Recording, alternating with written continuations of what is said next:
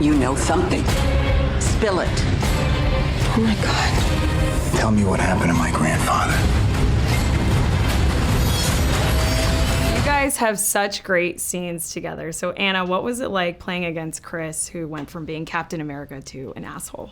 Well, Well, he's an asshole offset. it was really easy to feel what I was feeling because Because he's a dick. It's just...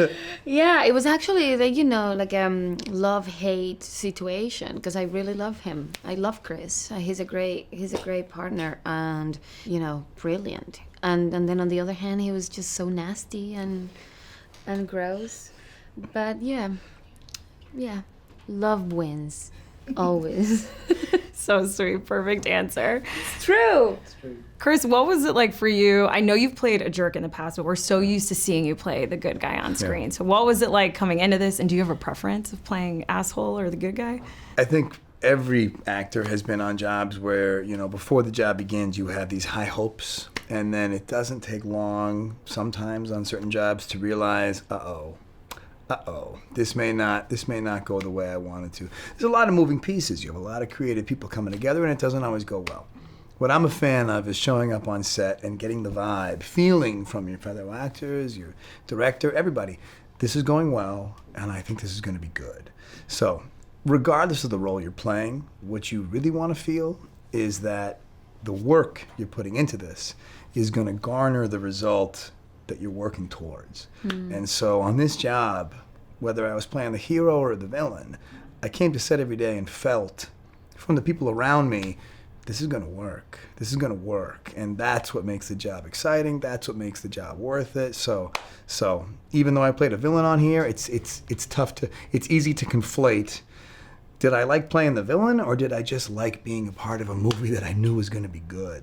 Yeah. I think it was the latter. And it was. I mean, I left this film and I was like, I want a sequel to this film. It's so good. Yeah. But it's got to be fun telling everyone to eat shit, right? Come on. It's all I'm thinking all day anyway. Yeah.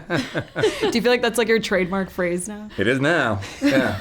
It's so funny. Like some of Captain America's trademark phrases are so nice and noble, and I've gone from that to eat shit. It feels good to say eat shit. Eat shit. Eat shit. Eat shit. Eat shit. I love it. If you guys had to ditch a body, who out of the cast would you call to help you? Oh, if I had to bury a body, if I had to kill somebody. Yeah. I mean, I love how the Boston came out there. sure. You say you? I mean, You can do it. You can do it by yourself. Yeah, I was gonna say, I'm not telling you. I'm gonna bury this thing on my own. Any of the men of the movie, because I need can't those let arms. Who am I gonna call to bury a body? Maybe Daniel. I was gonna say Daniel Maybe too. Daniel. Up your ass. Oh, very nice. Matter of fact, eat shit. How's that? Eat shit. Eat shit. Eat shit. Smug smile. Definitely eat shit. Let's talk about Chris Evans. Oh, yes, please. He came into this right after Endgame. This Yeah. was a very different role for him. So how did you cast him and get him to do this movie? Well, I love him as Captain America. I've seen him in a bunch of other stuff. I had just seen him in this great play called Lobby Hero by Kenneth Lonergan, where Chris on Broadway, he kind of played a jerk also. But in Scott Pilgrim, he kind of plays a jerk. He can do it. He's got such range. And I could sense that he really wanted to do the part. I could sense he was going to have a blast playing this part. So, I felt really lucky to be able to get him. What about Ana de Armas? She's Yeah. a breakout star. Why did you cast her? Ana, we got so lucky finding Ana. I mean, we were looking at some incredibly talented actors for that part. My casting director, Mary Vernew, had said, you have to look at this girl, Ana de Armas. And I had seen her in the Blade Runner movie. I'd seen some of her previous work. I knew she was good. But then I sat down with her, and she read for me with the roles, with the scenes. And I was just instantly like, oh my God, who is this girl? This is incredible. She has that kind of Audrey Hepburn thing with her eyes where the instant you look into her eyes on screen, you're on her side. And she's such a skilled actor. I can't speak highly enough of her.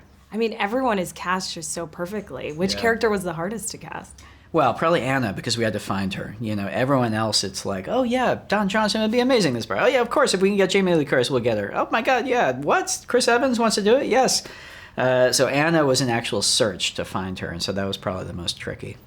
When you were writing this in the early days, did you have like who you wanted to play each character in mind? No, I try to never write thinking of actors because inevitably they won't be available and you'll get your heart broken. So I try and write just with a blank slate. And then after I get the script done, I sit down with Mary, my casting director, and we go through and we see who's available and we do our best, you know. Who out of the cast would you call if you needed help ditching a body? Jamie Lee Curtis. No hesitation. Are Why? you kidding? Because she's the most competent person on the earth. Jamie Lee Curtis handles her shit.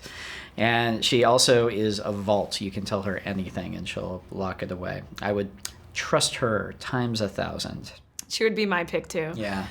Obviously this film is a modern whodunit, but I'm curious, what is your favorite whodunit film? God, I have a lot of them. I mean, probably Death on the Nile with Peter Ustinov. It's a pretty perfect whodunit in my mind, and it's also a great story. But I always recommend this movie called The Last of Sheila, because not many people have seen it. It was written by Stephen Sondheim and Anthony Perkins. It's got an amazing 70s cast. It's like Richard Benjamin, Raquel Welch, James Coburn, Ian McShane. It's extraordinary, and it's a great, fun murder mystery from the 70s. Oh, I'll definitely have to check that one out. Yeah, it's so good. Curious to know how you casted Daniel Craig in this role. Did you use your Star Wars pull? When did your romance with Daniel begin? Well, Daniel and I, we had met a couple of times over the years, and I always really liked him. And I obviously think he's one of the most extraordinary actors working today. I mean, I think he's just incredible. And I knew he was funny from meeting him, and I know he has range as an actor.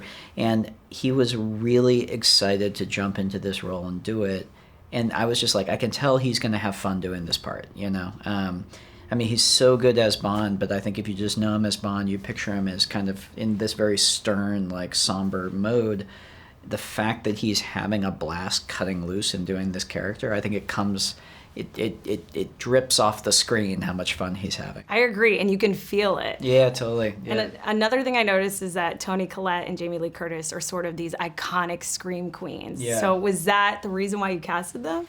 No, I mean, again, it came back to, I mean, you know, Jamie, I knew she had comic chops, actually, more than the horror thing. I know because, you know, growing up watching her in, you know, Trading Places and The Fish Called Wanda, and I knew that combined with being a really good actor, she had the comedic chops to come in and nail it. And Toni, I feel like she can do anything. I feel like she's just like a magician. You could ask her to literally play anything on the planet and she could step into that role and do it. So yeah, it was kind of a no-brainer. I agree. What is the most important part of telling a whodunit story?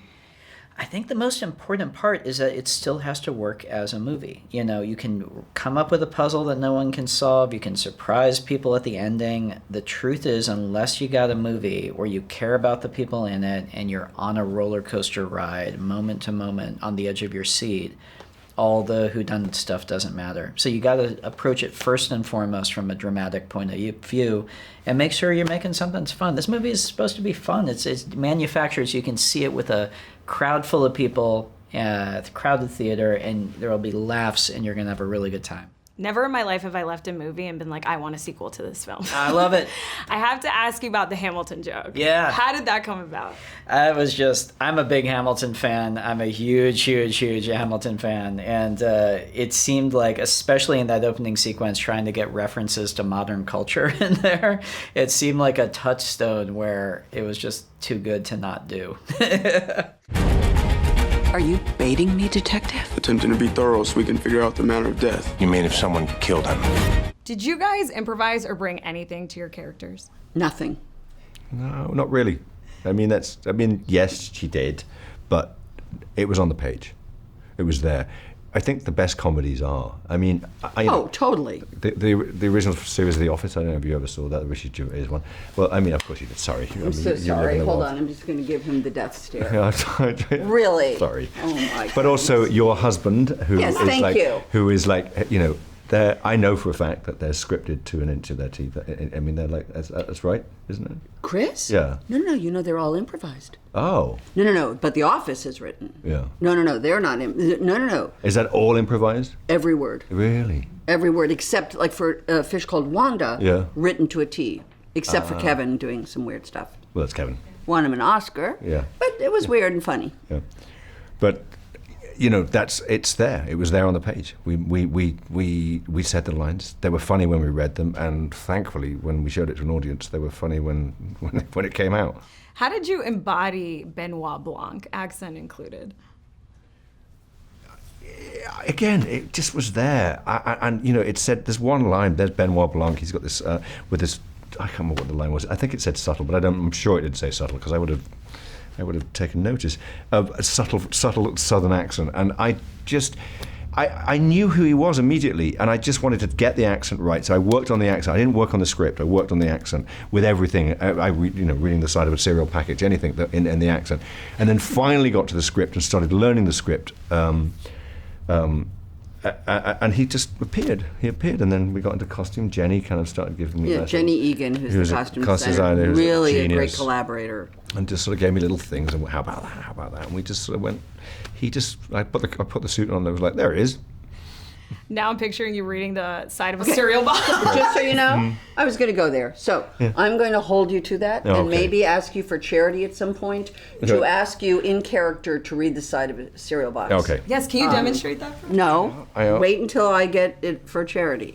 Because then it will be for a greater good. I agree. Why was this role perfect for you, Daniel? I don't get sent stuff like this. It just doesn't happen. It doesn't happen. I've known Ryan for a long time. I wanted to work with him. He's wanted to work with me. We've had conversations. It's nearly happened. There's all these things that, He worked with your wife. He worked with my wife, so I know him socially. It was just perfect. It was perfect timing. He just, he presented it. I read it. I phoned him up and said, yes, please. So. Love it. Yeah. Who out of the cast would you guys call if you needed to ditch the body? To bury the body. Yeah. I trust Jamie. I would know where to bury it. Yeah. But I'm not sure. It depends how heavy the body is. You know how hard it is to dig a grave? Yes, it's... Yeah, I tried the other day, and I was like, I'm over this. I just left it out there. 3 feet's really difficult. You got to go for at least 4. Everyone in the family has possible motives. Was Harlan planning on cutting off Joni? Did he plan to fire Walter? Is Richard having an affair?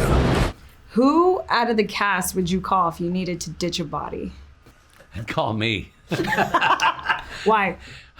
I only trust me. If you had to pick someone other than yourself on the cast. Okay. Well, if I wanted to ditch a body and have a good time, I'd do it with Daniel. If I wanted someone hysterical with me, I'd pick Jamie Lee. If I wanted to impress somebody, I'd bring Ana. One for every day of the week. Yeah, exactly.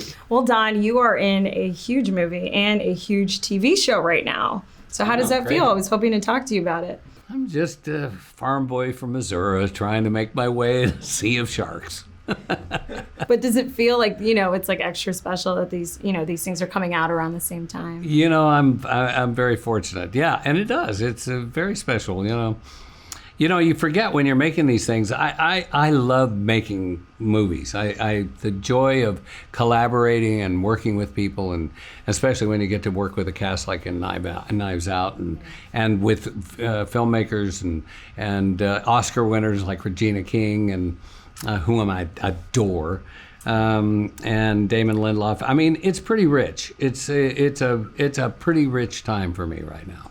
Are people stopping you on the street because you're in Knives Out or Watchmen? Well, people always stop me on the street, but you know what the difference is now is that they're very respectful. A lot of people will just tip their hat across the room and they won't come up and interfere or anything.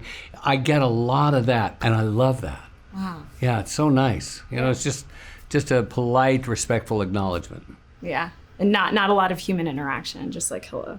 Yeah, no, it's human to be recognized, and it's human to appreciate it. Yeah, that's so nice.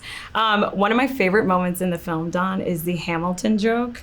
Can you tell me how that came about? Was that Ryan's idea? Oh, it was scripted, but the interplay between Noah and I, that was what was really rich. I mean, because you never know how those moments are going to play. So what was it like shooting that scene? That scene was critical because that sets up the whole thing.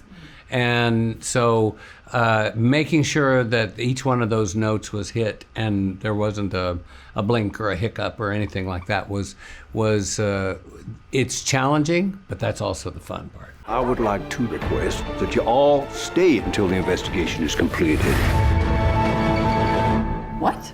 Can we ask why? Has something changed? No. No, it hasn't changed, or no, we can't ask? If you guys had to ditch a body, who from the cast would you call to help you? I feel like Katherine would be very helpful. But I don't know if I would want to put you through that. Thank you. That's kind of rude to say, hey, I have this dead body. Do you want to take care of it? That's kind of a very selfish thing to do. It is kind of rude and I guess. Love that you thought that. I'm here for you, friend. Thank you. I feel like Rian Johnson purely maybe because he's written a whodunit, and I feel like he's very clever. Jaeden, your character's a little fucked up. What was it like signing on to do that character? I think those are, personally, in my opinion, they're the most fun characters to play, the flawed ones that push you to do something else, because I feel like as an actor, you want to get into the rhythm of being characters that are similar to you, because it's easier. But with someone like this, I had to go out of my comfort zone and be loud and obnoxious and racist. And so it was a lot of fun and sometimes a little uncomfortable, but in the best way. Was there anything like too fucked up that you kind of were like, oh, I can't do that? Or maybe they had to cut out because you were like, I don't really feel comfortable doing that? I don't have boundaries. No, I'm just kidding. That's an interesting question though, because I think maybe in part to Rian, like this film, there are things that people do where you just, it's watching human behavior and you're like, oh my God, that's awful. But it didn't feel like anything was done for the purpose of that reaction. And I think that's what's clever about Rian's writing, is that it's very subtle and satirical, but it's the way it's presented, it's kind of, it's a perfect context to be able to watch something and then actually observe it, I feel. Yeah. Another thing I love about this film so much is the intricate set. It's just, the house is so stunning. We were talking about it earlier. Was there anything cool that you guys noticed while you were filming that stuck out to you? I'm just gonna say, I have this thing, and so far it's been pretty unfailing. Like whenever I've been doing a project, wherever we are, I have like a piano radar. Like even at this hotel, it's like I know when there's an instrument nearby. And so when we walked, I mean, it was pretty obvious, but when we walked into this house, which they did such an incredible job of decorating with all these really eccentric, weird pieces, snippets of which you can probably see in this like photograph. In the corner of like the foyer, they had this really old, it's like a small Steinway, but it's like a baby grand Steinway. And so Chris Evans and I found that pretty quickly, and it was a dream. It was beautiful. Yeah, I noticed a lot of pig memorabilia, a lot of paintings and statues of pigs, and I was kind of on the hunt for that because I was trying to find out the significance of pigs with this family. And it wasn't set deck, it was part of the house, so. Yeah, and I was trying to look for some secret staircases and hidden bookshelf type deals, but. Were there any, or did you find the significance of the pigs in the house? No, I think I had to do something with Harvard, because, that's what I gathered from it. But I'm gonna Google it, I'm gonna do some research.